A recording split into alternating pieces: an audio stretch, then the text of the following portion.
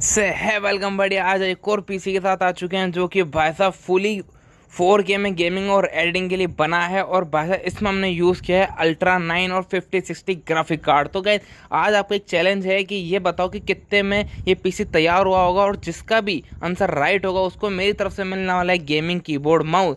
तो गाइस फटाफट फटाफट अपना आंसर कमेंट बॉक्स में बताओ, और आपको भी अगर कोई गेमिंग पीसी की रेट जाननी हो तो मुझे कमेंट करो। Thank you so much guys.